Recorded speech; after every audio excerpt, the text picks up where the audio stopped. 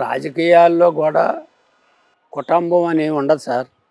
మనం చాలామంది చూసాం. బీజేపీ నాయకుల్లో కూడా పెద్ద పెద్ద కుటుంబాల్లో ఉన్నటువంటి వాళ్ళు కూడా అన్నో పార్టీలు ఉంటే తమ్ముడో పార్టీలు ఉంటాడు, తల్లో పార్టీలు ఉంటే చెల్లో పార్టీలు ఉంటుంది.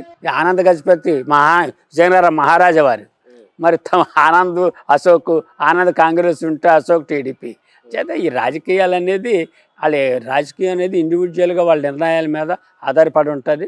వాళ్ళ రాజకీయ లైఫ్ గురించి ఎవరి రాజకీయ లైఫ్ గురించి వాళ్ళు చూసుకుంటారు. వాళ్ళకి నచ్చిన పార్టీలో వెళ్తుంటారు, అందులో విన్ అవ్వాలని చూస్తారు. ఇప్పుడు రాజన్న రాజ్యం స్థాపన జగన్మోహన్ రెడ్డి గారు చేస్తారా, షర్మిల గారు చేస్తారా? జగన్మోహన్ రెడ్డి గారే చేస్తున్నారు. చేయడం ఏంటి? రాజన్న రాజ్యం అనేది జగన్మోహన్ రెడ్డి గారు 70%.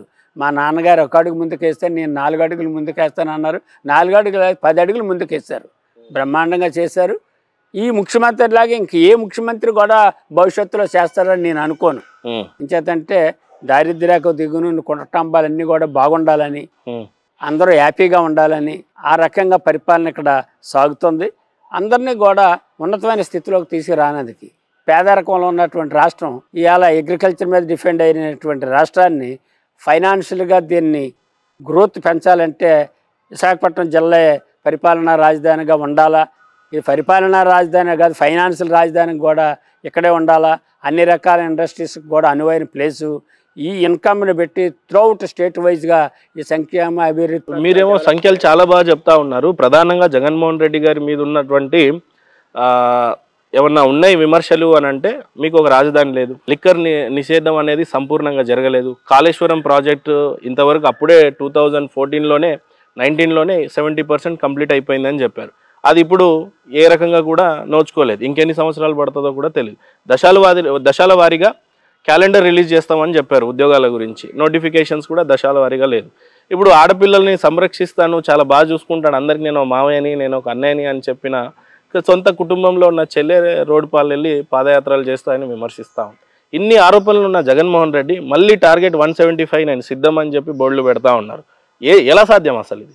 ఈ రకంగా పరిపాలన ఏ ముఖ్యమంత్రి చేయలేదు సార్. కులాలకి, మతాలకి, పార్టీలకి, ప్రాంతాలకి అతీతంగా ఓటు వేసిన వాళ్ళకి, ఓటు వేయని వాళ్ళకి ఈ సంక్షేమ పథకాలు ఇచ్చి పిల్లలందరినీ చదివించి, పిల్లలకి ఎవరికి ఓట్లు ఉండవు, 18 ఏళ్ళ లోపలికి ఎవరికి ఉండవు, వీళ్ళందరినీ చదివించి అది పేదరికం పోవాలంటే అది ఒక విద్యతోనే సాధ్యపడుతుందని బ్రహ్మాండంగా వాళ్ళు చదివించి వాళ్ళు ఉన్నతమైన పొజిషన్లో తీసుకొచ్చి, చదువు వల్ల తెలివితేటలు ఉన్నాక చదవలేక మిడిల్ డ్రాప్ అయిపోయి వాళ్ళు కూలి నాలు చేసుకొని ఆ లైఫ్ని చిన్నభిన్నం కాకుండా ఉండాలనుకుంటే ఎడ్యుకేషన్కి టాప్ ప్రయారిటీ ఇవ్వాలని 1000 కోట్లు హెచ్చించి ఎడ్యుకేషన్ కానీ హెల్త్కి కానీ మరి ఎక్కువ ప్రయారిటీ ఇస్తున్నటువంటి ముఖ్యమంత్రుల్లో ఇవాళ భారతదేశంలోనే అగ్రస్థానంలో జగన్మోహన్ రెడ్డి నిలుస్తాడు.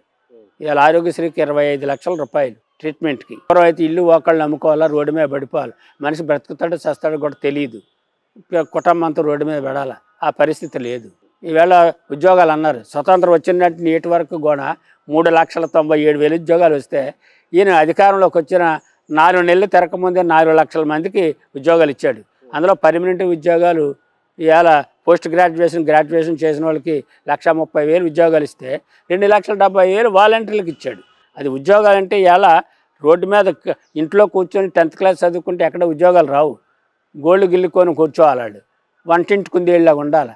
అలాంటి వాళ్ళకి కూడా వాళ్ళకి ఒక స్టేటస్ కల్పించి సర్వీస్ చేయాలని ఉద్దేశంతో ఆనరోరియంగా 5,000 రూపాయలు ఇచ్చి దాన్ని ఇప్పుడు 1,800 పెంచి, ఇంకా నా ఉద్దేశం అయితే వాళ్ళకి 7,500 కాదు 10,000 అని ఇవ్వాలి. వాళ్ళ సర్వీసెస్ ఆ రకంగా బ్రహ్మాండమైన సర్వీస్ చేశారు. కరోనా కష్టకాలం అయితే ప్రాణాలు కూడా పణంగా పెట్టి సర్వీస్ చేశారు వాలంటీర్లు. చేత ఈ వ్యవస్థ వల్లే ప్రభుత్వం పెట్టిన సంక్షేమ పథకాలు డైరెక్ట్గా ఆ ఇంటి ముందుకు తీసుకెళ్ళి వాళ్ళకి అందించే విధంగా ఏర్పాట్లు చేయనందుకు వ్యవస్థను అతను ఏర్పాటు చేసుకున్నాడు. బ్రహ్మాండంగా సక్సెస్ అయ్యాడు. ఆ విషయంలో ప్రజలందరూ కూడా శబాష్ అని మెచ్చుకుంటున్నారు. ఈ వ్యవస్థ ఉండడం చాలా మాకు ఉపయోగపడ్డది. మాకు పెన్షన్లు ఎప్పుడు ఇస్తారో తెలియదు, ఏ రోజు ఇస్తారో తెలియదు, ఎండలో ఉండేవాళ్ళవి, సరిగ్గా బాధపడేవాళ్ళని, మాకు ఒక ఎస్కార్ట్ మళ్ళీ మనిషి ఉండాలా, ఒక ఆటో మీద వచ్చి ఇచ్చిన ప్లేస్ ఎక్కడ ఇస్తారో అక్కడికి వెళ్ళాలా, ఇదేమీ లేకుండా మాకు డోర్ డెలివరీ లాగా ఇస్తున్నారు. మరి ఉచితాలు ఎక్కువైపోయినప్పుడు డెవలప్మెంట్ కొద్దిగా స్లో అయిపోతుంది కదా. నవరత్నాలు అనేవి అన్ని ఉచితాలుగానే అందుతా ఉన్నాయి. డెవలప్మెంట్ ఏ స్థాయిలో ఊహించినంత మేరకైతే లేదు. ఈ పేద ప్రజలు ఉద్ధరించడం అంటే అది డెవలప్మెంట్ కింద వస్తుంది సార్.